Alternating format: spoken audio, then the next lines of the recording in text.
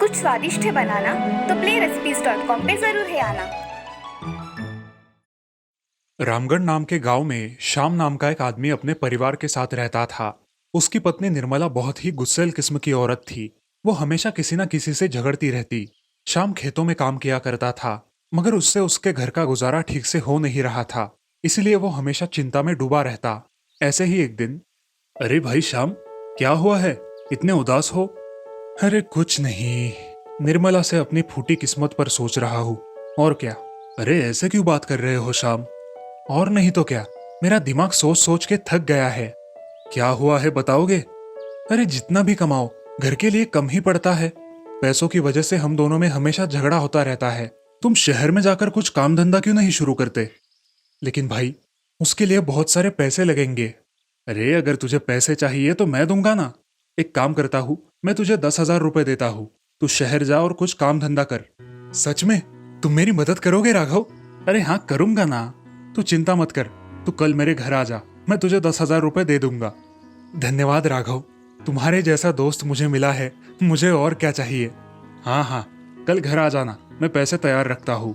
राघव वहां से चला जाता है। शाम भी अपने घर जाने निकलता है। निर्मला, अरे ओ निर्मला, कहाँ हो? हाँ जी, आपने आवाज लगाई, क्या बोल रहे थे आप? मैं कल शहर जाकर कुछ काम धंधा शुरू करने के बारे में सोच रहा हूँ। अरे, ऐसे अचानक कैसे तय कर लिया? अरे निर्मला, मैं यहाँ जो कमाता हूँ वो घर के लिए कम ही पड़ता है। अगर मैं शहर जाकर कुछ धंधा करूँ तो शायद कुछ ज्यादा मुनाफा हो जाए। जी, आपका विचार तो अच्छा है, मगर हम यहाँ पे अकेले क्या करेंगे? पहले मैं अकेला शहर जाके आता हूँ, 1 महीने तक वहां रह के धंधा करता हूँ। फिर मैं तुम्हें फोन कर दूंगा, वहां आना है या नहीं।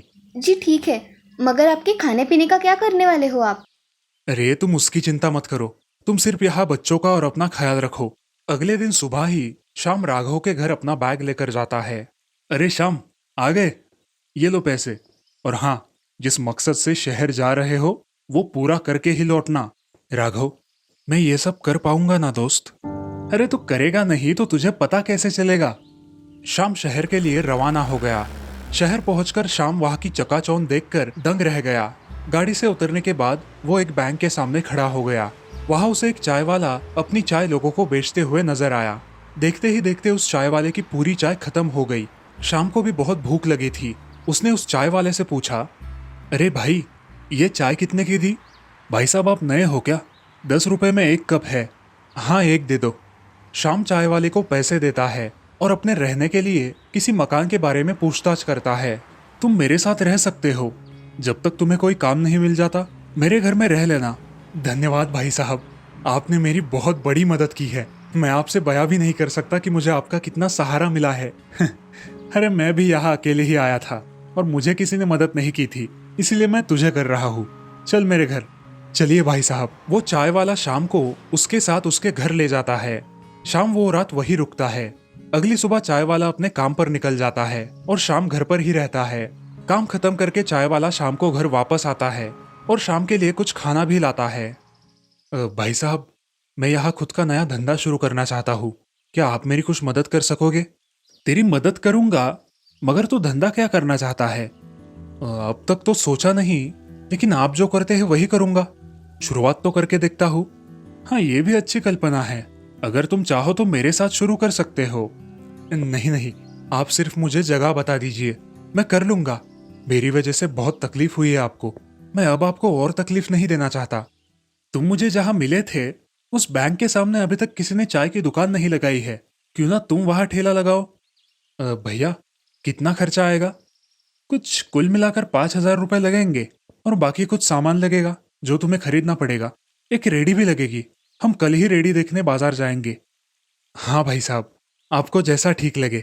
आप मुझे इतने बड़े शहर में भगवान के जैसे मिले हैं। अच्छा चल, खाना खाते हैं। आज मैंने तेरे लिए सब्जी चपाती मंगवाई है बाहर से। शाम और चाय वाला खाना खा के सो जाते हैं। अगली सुबह जल्दी उठकर दोनों एक रेडी की तलाश में चले जाते हैं। उन्हें एक रेडी मिल जाती है। उसी के साथ साथ चाय बनाने में जो जो सामान लगेगा वो सब खरीद कर दोनों घर आते हैं। भाई साहब, आपने मुझ जैसे गरीब को इतना सहारा दिया। आप भी यहाँ काम की तलाश में ही आए थे क्या? अरे श्याम, मैं बहुत गरीब था, मेरी हालत बहुत खराब थी। पेट भरने के लिए मैं इस शहर में आया। मुझे किसी का सहारा नहीं था।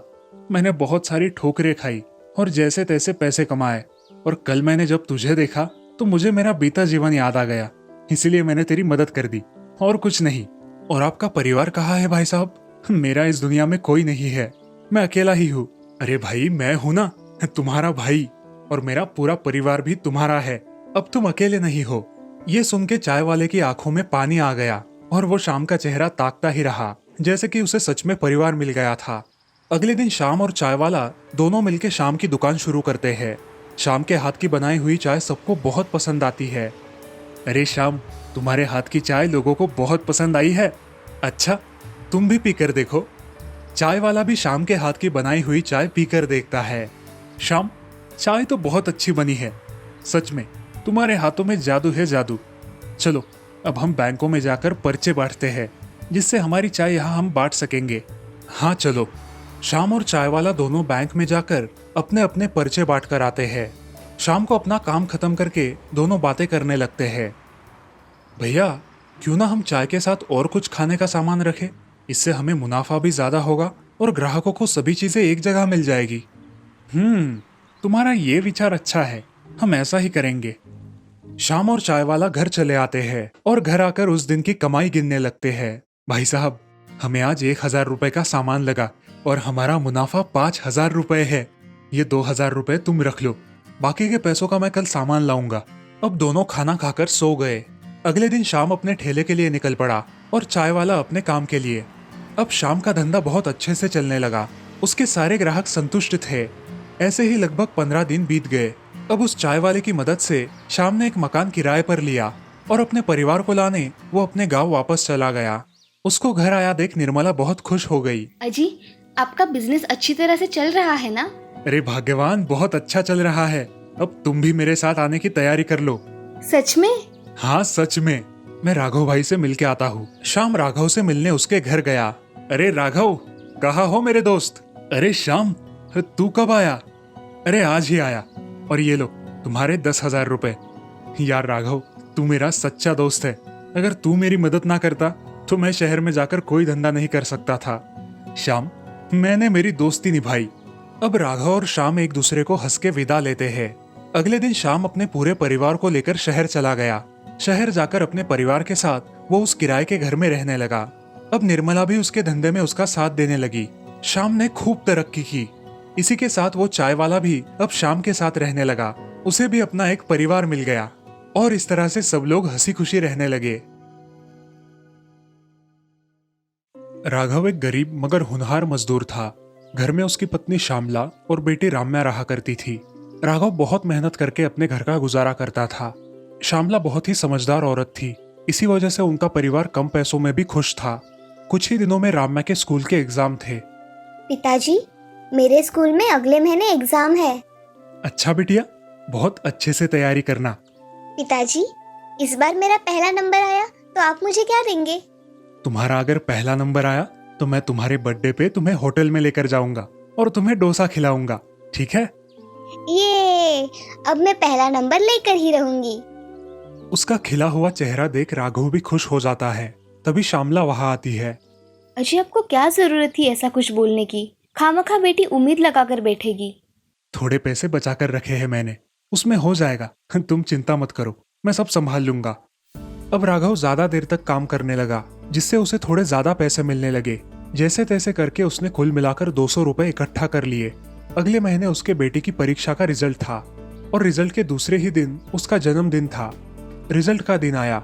राम्या सुबह ही तैयार होकर स्कूल गई और जब स्कूल से घर लौटी तब उसके चेहरे पर मुस्कान थी।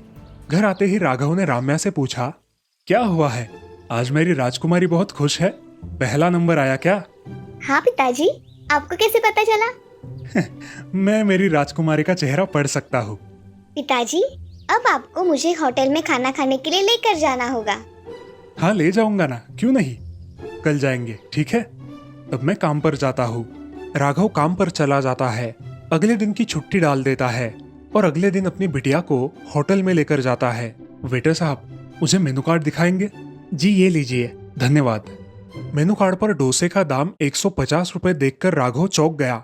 लेकिन वो अपनी बेटी की इच्छा किसी भी हाल में पूरी करना चाहता था। अरे वेटर साहब, इधर आइए ना। जी साहब बताइए, क्या ऑर्डर है? जी, एक डोसा और उसके साथ कुछ चटनी और सांभर दीजिए। जी, और कुछ? जी बस इतना ही। वेटर वहां से चला जाता है। तभी राघव अपने पॉकेट में रखे 200 रुपए निकालता है और उन्हें देखकर वापस पॉकेट में रख देता है। ये सब उनके सामने बैठा एक आदमी देख रहा था। कुछ देर में वेटर आकर उन्हें डोसा परोसता है। पिताजी, ये तो एक ही डोसा है, आपके लिए नहीं मंगवाया आपने? अरे बेटी, तुम्हारी माँ ने मेरे लिए घर पे खाना बना के रखा है, मैं वही खाऊंगा, तुम तुम्हारा डोसा खाओ। ठीक है पिताजी। ये सब उनके सामने वाले टेबल पर बैठा किशोर देख रहा था। क्या बाप है, अपनी बेटी की खुशियों के लिए होटल में आया और पैसे नहीं है तो खुद कुछ नहीं खा रहा। देखा पिताजी, मैंने स्कूल में पहला नंबर भी लाया और अब डोसा भी खा रही हूँ। अरे हाँ मेरी राजकुमारी, तुम्हारी ऐसी ही सारी इच्छाएं पूरी हो और तुम सदा खुश रहो, यही तो हम चाहते हैं। अब ज्यादा बातें मत बनाओ, ये डोसा खा लो। थैंक यू पिताजी, डोसा सच में लाजवाब है, आप भी खाकर देखिए ना। अरे बेटा तुम खा लो, मेरा पेट कुछ अच्छा नहीं लग रहा, मैं घर पर ही खाऊंगा। ठीक है। ये नजारा देख के किशोर बहुत भावुक हो गया। वो होटल के काउंटर पर गया और मैनेजर से कहा, ये पैसे लीजिए और वो वहां बैठा आदमी है ना, उसको एक डोसा मेरी तरफ से दीजिए, और अगर पूछा तो बताइए कि हमारी होटल ने दिया है। ठीक है? जी बता दूंगा, मगर क्या हुआ है, आप उनका बिल क्यों दे रहे हैं? किशोर अब सारी बात मैनेजर को बता देता है। जी ये लीजिए आपके पैसे, हम उस बिटिया का जन्मदिन अच्छे से मनाएंगे और ये सब होटल की तरफ से होगा, आप निश्चिंत रहिए। मैनेजर उनके टेबल पर एक और डोसा मंगवाता है। ये देखकर राघव थोड़ा डर जाता है। जी साहब, मैंने ये डोसा नहीं मंगवाया, आप ये लेकर जाइए। जी ये डोसा आपके लिए है, ये हमारी होटल की तरफ से, आप निश्चिंत होकर खाइए। साहब, मैं ये डोसा यहाँ नहीं खाना चाहता, मैं इसे घर लेके जाऊंगा और अपनी पत्नी के साथ आधा आधा करके खाऊंगा। क्या आप इसे पैक करके दे सकते हैं? जी नहीं, ये हमारी ओर से आपके लिए है, ये यही खाइए और आप तीनों के लिए घर में खाने के लिए अलग से पैक करवाया है, ये आप यही खाइए। धन्यवाद साहब। राघव और उसकी बेटी बड़े चाव से वो डोसा खाते हैं और निकलते समय मैनेजर को पैसे देने के लिए उसके पास जाते हैं। अरे ये क्या कर रहे हैं, आज आपके लिए सब कुछ फ्री है हमारी होटल की तरफ से, ये एक स्पेशल ट्रीट है। मगर किस खुशी में साहब? अरे भाई साहब, आपकी बेटी स्कूल में अव्वल आई और आज बिटिया का जन्मदिन भी है ना, इसी खुशी में। और हाँ, ये सारी मिठाइयाँ भी साथ में लेके जाना, आसपास के सभी बच्चों को बांट देना, जन्मदिन मजे से मनाना। धन्यवाद साहब, आपकी वजह से मैं मेरी बेटी का जन्मदिन अच्छे से मना पाऊंगा। अरे धन्यवाद किस लिए, अब घर जाइए और अपनी बिटिया का जन्मदिन खूब अच्छे से मनाइए। जी साहब, मैं चलता हूँ। राघव बहुत खुश होकर हर्षित मन से घर लौटता है। अरे श्यामला, देखो हमारी बिटिया को क्या मिला है। अरे ये सब कहाँ से लेकर आए हो? राघव घटी हुई सारी बात श्यामला को बताता है। हमारी बिटिया बहुत ही भाग्यवान है, जो चाहती है वो मिल जाता है। अब यही देखो ना, इसकी इच्छा थी कि बच्चों को बुलाकर उसका जन्मदिन मनाया जाए। देखो अब ये केक भी आ गया और मिठाइयाँ भी हैं। अब मैं सारे गली के बच्चों को बुलाकर मेरी लाडली का जन्मदिन मनाऊंगी। और इस तरह राघव और श्यामला आसपास के सारे बच्चों को बुलाकर अपनी लाडली का जन्मदिन धूमधाम से मनाते हैं। इस कहानी से हमें ये सीख मिलती है कि दुनिया में बहुत सारे जरूरतमंद लोग हैं, हमें उनकी मदद करनी चाहिए। हमारी छोटी सी मदद उनके जीवन में बहुत बड़ी खुशियां ला सकती है। एक श्रीरामपुर नाम के गांव में धोंडीबा नाम का किसान रहता था। वो अपनी धरती की खूब सेवा करता था। वो और उसकी पत्नी खेतों में बहुत मेहनत किया करते थे। पूरे गांव में वो बापू नाम से जाना जाता था। धरती माँ भी उस पर बहुत खुश थी। उसके खेतों में सोने जैसी खूब फसल आया करती थी। गांव के लोग उसकी बहुत स्तुति किया करते थे। कितना अच्छा है बापू, मगर भगवान भी देखो कैसे करता है, जिसको चाहिए उसको संतान नहीं देता और जिसे नहीं चाहिए उसे ढेर सारी संतानें देता है। अजब न्याय है भगवान का। हमें कोई संतान नहीं है, इसलिए आप दुखी रहते हो ना। मैं क्या सोचती हूँ पता है? क्या सोचती हो? अजी, धरती माँ ने उसकी सेवा के लिए हमें चुना होगा, क्योंकि अगर हमें बच्चे हो गए तो उसकी तरफ हम कम ध्यान देंगे। इसीलिए हमें बच्चे नहीं है। हम हमारे खेतों का पालन पोषण अपने बच्चों की तरह ही करेंगे। पार्वती और बापू खाना खाकर सो जाते हैं और अगले दिन खेतों में जाकर अपनी जमीन अच्छी तरह से जोतते हैं। ऐसे ही बहुत दिन बीत जाते हैं। उन दोनों पति पत्नियों को कोई संतान नहीं थी। ऐसे ही एक दिन पार्वती को पता चलता है कि वो पेट से है। उसकी तबीयत दिन ब दिन बहुत अच्छी हो रही थी, लेकिन ये बात उसने अपने पति को नहीं बताई थी। वो अब दिन भर खुश रहा करती थी और इसी वजह से उसके पति को अच्छी लगने लगी थी। ऐसे ही एक दिन क्या हुआ पार्वती? दिन ब दिन बहुत मोटी हो रही हो, क्या बात है? अजी कुछ नहीं। वो अरे बोलो भी। आप पिताजी बनने वाले हो, इसलिए मेरा रंग निखरा हुआ है और मेरी तबीयत भी अच्छी हो गई है। क्या तुम सच कह रही हो? हाँ सच। अजी मुझे हदगिया की फूलों की सब्जी खानी है, आप वो फूल लेकर आओगे? अरे क्यों नहीं, कल ही खेतों से लौटते समय हदगिया के फूल लेकर आऊंगा, ठीक है? हाँ चलेगा। बापू अगले दिन पार्वती के लिए हदगिया के फूल ढूंढते ढूंढते पूरा गांव घूमता है, लेकिन उसे वो कहीं नहीं मिलते। अब वो वन में जाने के बारे में सोचता है और वन में चला जाता है, लेकिन वहां भी उसे वो फूल नहीं मिलते। ऐसे ही वन में वो चल रहा था, तभी उसके आंखों के सामने उसे एक अजीब ही दृश्य दिखाई दिया। उसने देखा कि एक हिरन के साथ एक मुर्गा चल रहा है और साथ ही में एक चिड़िया भी। ये कैसे हो सकता है? हिरन के साथ मुर्गा और चिड़िया? बापू ये सारा दृश्य देखते ही रह गया। तभी वो हिरन उसके सामने आया और उससे बातें करने लगा। अरे क्या देख रहे हो?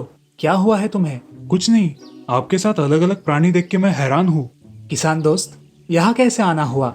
हदगिया का पेट ढूंढ रहा हूँ, खेतों में नहीं मिला तो सोचा इस जंगल में आके मिल जाएगा हिरन काका।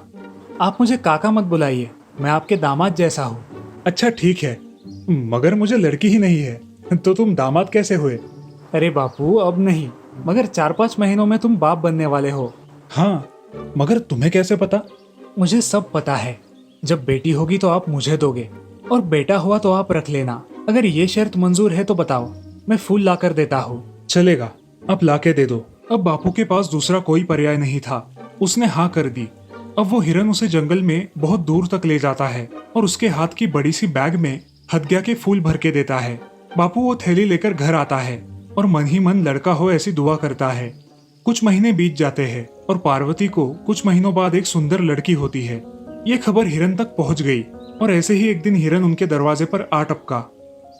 आपको लड़की हुई और आपके वादे के मुताबिक आपको ये लड़की मुझे देनी होगी। आज मैं उसे लेने आया हूँ। अरे हिरन, मुझे कुछ समय दो अपनी बेटी के साथ। अपनी बेटी के साथ कुछ पल रहने दो। इतने दिनों बाद मेरे घर में कोई बच्चा हुआ है और तुम अभी उसे लेके जाने की बात कर रहे हो। जब बड़ी हो जाएगी तब तुम लेकर जाना। ठीक है, मगर बड़ी हो जाने के बाद उसे मैं ही ले जाऊंगा। बापू निश्चिंत हो जाता है और अपनी बेटी के साथ बहुत मजे से रहने लगता है। उसकी बेटी मेघा अब बड़ी हो गई। उसने उसे खूब पढ़ाया लिखाया। फिर बहुत दिनों के बाद वही हिरन उनके घर वापस आता है, लेकिन इस बार भी बापू हिरन को देख के कोई ना कोई बहाना बना ही लेता है। ससुर जी, अब कोई बहाना नहीं चलेगा। अब आपको आपकी लड़की मुझे देनी ही होगी। अरे हाँ, दे दूंगा, मगर ऐसे कैसे दे दूं? तुम परसों आओ, मैं पंडित जी को बुलाकर तुम दोनों की शादी करवा दूंगा, फिर तुम उसे लेकर जाओ। हिरन खुशी खुशी अपने वन में लौट जाता है और बापू के दिमाग में एक युक्ति आती है। वो पार्वती से कहता है, मैं सोच रहा हूँ कि मेघा को उसकी नानी के घर छोड़ाता हूँ। इससे मेघा का पता उस हिरन को नहीं चलेगा और हमारी मेघा हमारे ही पास रहेगी। चलेगा, ऐसा ही करेंगे। आप उसे उसके नानी के घर छोड़ के आ जाओ। बापू अगले ही दिन अपनी लड़की को लेके सुबह सुबह निकल पड़ता है। रास्ते में उन दोनों को बहुत घना जंगल लगता है। चलते चलते दोनों बहुत थक गए थे। थककर वो एक जगह बैठ जाते हैं और तभी मेघा की नजर एक सुंदर बाग पर पड़ती है और वो अपने पिता से कहती है, पिताजी, क्या मैं वो बाग में से कुछ सुंदर फूल लेकर आऊं? बापू बेटी की कोई बात नहीं टालता था। हाँ हाँ जाओ, मगर जल्दी आना फूल लेकर। हाँ पिताजी, जल्द ही लौटूंगी।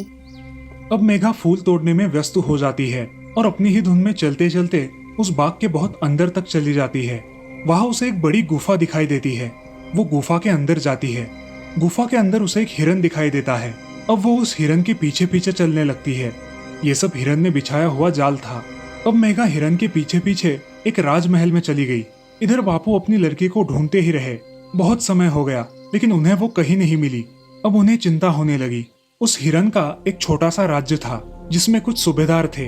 हिरन यहाँ का प्रधानमंत्री था और उस राज्य के राजा थे महासंभार। उनकी जनता भी बहुत थोड़ी सी ही थी।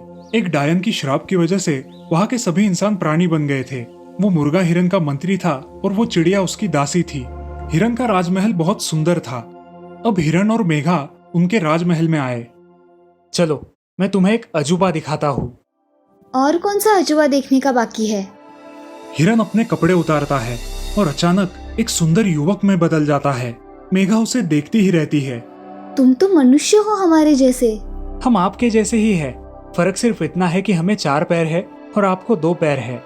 मगर आप तो मनुष्य हो, फिर आप ये हिरन का भेष बनाकर क्यों घूमते हो? हमारे गांव में एक डायन है, उसके श्राप से हम सारे लोग प्राणियों में परिवर्तित हो गए हैं और जब तक वो जिंदा है तब तक हम लोग ऐसे ही रहेंगे। अब मेघा हिरन के साथ उसी महल में रहने लगी। ऐसे ही बहुत दिन बीत गए। एक दिन हिरन कुछ काम से बहुत दिनों के लिए बाहर जाने वाला था और मेघा घर पे अकेली रहने वाली थी। ऐसे ही एक दिन उनके महल के दरवाजे पर कोई ठकठकाने लगा। बाहर हिरन होगा ये सोचकर मेघा ने दरवाजा खोला। उसने देखा कि बाहर एक बूढ़ी औरत एक लड़की के साथ आई हुई है। आप कौन है और यहाँ क्यों आई है? मैं हिरन की मौसी हूँ और ये मेरी बेटी है। अब वो बूढ़ी औरत और वो लड़की महल में रहने लगी। मेघा उन दोनों की बहुत सेवा करती थी, मगर उस बूढ़ी औरत की और उस लड़की की एक खासियत थी, जब मेघा सो जाए तब वो छुपके से खाना खाया करते थे। ऐसे ही कुछ दिन बीत जाते हैं। एक रात मेघा को प्यास लगती है और पानी पीने के लिए वो अपने कमरे से बाहर आती है। वो रसोई घर में जाकर देखती है तो वो बूढ़ी औरत अपने सामने एक बहुत बड़ी थाली लेकर बैठी है, जिसमें चावल और मांस के बहुत टुकड़े हैं और वो उसे इस तरह से खा रही है जैसे बहुत दिनों से भूखी हो। ये सब देखकर मेघा बहुत डर जाती है। इस लड़की को कल हम भूनकर फ्राई करके खा लेंगे। हाँ, कल तो अच्छी मेजबानी मिलेगी ना। मेघा उनकी ये बातें सुन लेती है और वहाँ से भागकर अपने कमरे में चली जाती है। ये बुढ़ी मौसी हिरन की मौसी नहीं, ये तो वो श्राप देने वाली डायन है जो कि अब मुझे खा डालेगी। अब मैं क्या करूँ? अगले दिन वो बूढ़ी औरत कुछ काम से बाहर जाने वाली होती है और वो उस छोटी लड़की को घर पर ही छोड़कर जाती है। इस लड़की पर ध्यान रखना, कहीं भाग ना पाए। याद है ना, इसे फ्राई करके खाना है। हाँ पता है। मेघा ये बातें सुन लेती है और बहुत चालाकी से अपनी चुनरी बाहर डाल देती है। मेघा उस लड़की को वो चुनरी लाने के लिए बाहर भेज देती है। जैसे ही वो लड़की राजमहल के बाहर जाती है, मेघा सारे दरवाजे और खिड़कियां बंद कर लेती है। वो किचन में जाकर उस डायन की थैली देखती है। उस थैली में उसे बहुत सारी जड़ी बूटियां, कुछ बम और कुछ गुड़ियां मिलती है, जिन्हें देखकर वो डर जाती है। कुछ ही देर में वो डायन भी वहां आ जाती है और गुस्से से उस छोटी लड़की को ही खा जाती है। मेघा अपने छत पर जाकर ये सब देख लेती है और बहुत डर जाती है। उस डायन की थैली में उसे जो बम मिला था, वो बम वो उस नीचे खड़ी डायन पर फेंक देती है। बहुत बड़ा विस्फोट होता है और वो डायन उसी में मर जाती है। अब मेघा महल के एक कमरे में जाकर खुद को बंद कर लेती है और 3-4 दिन वहां से बाहर नहीं आती। ऐसे ही कुछ दिनों बाद दरवाजे पर किसी के ठपठपाने की आवाज आती है। कौन है? अरे मैं हूँ बेटा, तुम्हारा पिता। तुम कोई भी हो, मुझे फंसा नहीं सकते। अरे बेटा मैं हूँ, तुम बाग में खो गई थी ना, मैं तुम्हें ढूंढते ढूंढते यहाँ आया हूँ। मेघा घबराते हुए दरवाजा खोलती है और अपने पिता को सामने खड़ा देख उनके गले में पड़ के रोने लगती है। उसके पिता उसे घर लेकर जाते हैं। उस डायन के मरने के बाद वो सारा राज्य मुक्त हो जाता है और सभी प्राणी पूर्ववत मानव के रूप में आ जाते हैं। बहुत पहले की बात है। एक राज्य में किशन नाम का एक आदमी रहता था। वो बड़ा ही लोभी किस्म का इंसान था। उसके घर एक दिन एक सन्यासी मेहमान आए। रात गपशप होने लगी। सन्यासी ने कहा, तुम यहाँ क्या छोटी मोटी खेती में लगे हो? थोड़ी ही दूर दूसरे राज्य है, वहाँ यात्रा करो तो पता चलेगा। जमीन इतनी सस्ती है कि लगभग मुफ्त में मिल जाती है। तुम ये जमीन बेच बाच कर उस राज्य में चले जाओ, वहाँ हजारों एकड़ जमीन मिल जाएगी। किशन का लालच जगा। दूसरे ही दिन सब बेच बाच कर वो एक घोड़े के साथ उस राज्य की राह पर चल पड़ा। जब किशन वहां पहुंचा तो उसे बात सच मालूम पड़ी। उसने पूछा कि मैं जमीन खरीदना चाहता हूँ। तो वहां के लोगों ने कहा कि जमीन खरीदने के लिए तुम जितना पैसा लाए हो रख दो और कल सुबह सूरज के उगते ही तुम निकल पड़ना और सांझ सूरज के डूबने तक जितनी जमीन तुम घेर सको घेर लेना। बस चलते जाना, जितनी जमीन तुम घेर लो। सूरज के डूबते डूबते उसी जगह पर लौट आना जहाँ से चल पड़े थे। बस यही शर्त है, जितनी जमीन तुम चल लोगे उतनी जमीन तुम्हारी हो जाएगी। किशन रात भर सो न सका। तुम भी होते तो सो न सकते। ऐसे क्षणों में कोई सोता है? रात भर योजनाएं बनाता रहा कि कितनी जमीन घेर लूं। सुबह दौड़ के लिए तैयार हो गया। सारा गांव इकट्ठा हो गया। सुबह का सूरज उगा और किशन भागने के लिए तैयार हो गया। उसने अपने साथ रोटी ले ली, पानी का भी इंतजाम कर लिया। रास्ते में भूख लगे प्यास लगे तो सोचा था कि चलते चलते खाना भी खा लूंगा, पानी पी लूंगा। रुकना नहीं है, चलना है, दौड़ना है। उसने दौड़ना शुरू किया क्योंकि चलने से तो आधी ही जमीन घेर पाता, दौड़ने से दुगनी हो सकती थी। वो खूब भागा, भागता रहा। किशन ने सोचा था कि ठीक 12 बजे लौट पड़ूंगा ताकि सूरज डूबते डूबते वापस पहुंच जाऊं। 12 बज गए, मीलों चल चुका है, मगर लालच का कोई अंत है। उसने सोचा कि 12 तो बज गए, लौटना चाहिए, लेकिन सामने और उपजाऊ जमीन, थोड़ी सी और घेर लूं। जरा तेजी से दौड़ना पड़ेगा लौटते समय, इतनी ही बात है, एक ही तो दिन की बात है, और जरा तेजी से दौड़ लूंगा। उसने पानी भी नहीं पिया क्योंकि उतनी देर रुकना पड़ेगा। उस दिन उसने खाना भी नहीं खाया। रास्ते में उसने वो खाना भी फेंक दिया, पानी भी फेंक दिया, क्योंकि उनका वजन ढोना पड़ रहा था, इसीलिए दौड़ ठीक से नहीं हो पा रही थी। उसने अपना कोट भी उतार दिया, अपनी टोपी भी उतार दी, और जितना निर्भर हो सकता था हो गया और दौड़ने लगा। 1 बज गया था, लेकिन किशन का लौटने का मन ही नहीं हो रहा था, क्योंकि आगे और सुंदर भूमि आती चली जा रही थी। मगर फिर लौटना ही पड़ा। 2 बजे किशन लौटा। अब घबराया, सारी ताकत लगाई, लेकिन ताकत तो खत्म होने के करीब आ गई थी, क्योंकि वो सुबह से दौड़ रहा था, हाँफ रहा था, घबरा रहा था कि पहुंच पाऊंगा कि नहीं, वो भी सूरज डूबने तक। किशन ने अपनी सारी ताकत लगा दी, पागल होकर दौड़ा, सब दांव पर लगा दिया। अब सूरज डूबने लगा, ज्यादा दूरी भी नहीं बची थी। किशन को अब गांव वाले लोग दिखाई पड़ने लगे थे। गांव के लोग खड़े थे, आवाज दे रहे थे कि आओ, जल्दी आ जाओ, उसे उत्साहित कर रहे थे। उन्हें देखकर वो सोचने लगा, अजीब सीधे साधे लोग हैं, इनको तो सोचना चाहिए कि मैं मर ही जाऊं तो इनको धन भी मिल जाए और जमीन भी न जाए, मगर ये बड़ा उत्साह दे रहे हैं कि भागो और भागो। उसने आखिरी दम लगा दी, भागा, बहुत भागा। सूरज डूबने लगा, इधर सूरज डूब रहा है, उधर वो भाग रहा है। अब कुछ 5-7 गज की दूरी रह गई थी। वो अपने आप को घिसटने लगा। अब सूरज की आखिरी कोर क्षितिज पर रह गई थी। किशन घिसटते घिसटते आगे बढ़ने लगा, और जब उसका हाथ जमीन के उस टुकड़े पर पहुंचा जहां से वो भागा था, सूरज डूब गया। वहां सूरज डूबा और यहाँ किशन की मौत हो गई।